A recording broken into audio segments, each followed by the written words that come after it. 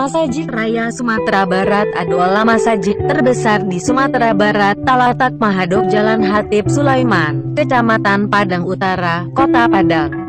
Masjid Kiko perletakan batu pertamanya pada tanggal 21 Desember 2007. Pembangunan Masjid Raya ko dikarajokan secara bertahap baso karena keterbatasan anggaran dari provinsi.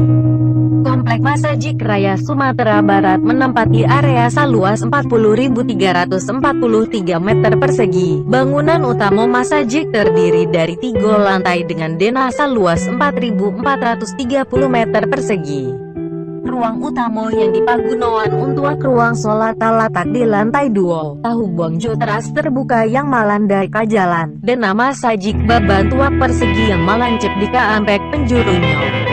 Menampilkan bantuak bantangan kain katiko ambek kabila suku Quraisy di Makkah bagi kehormatan memindahan batu hajar aswad dengan memegang masyang-masyang sedui kain. Bantuak sedui kelancip sekaligus mewakili atau bagonjong rumah adat Minangkabau yaitu rumah gadang.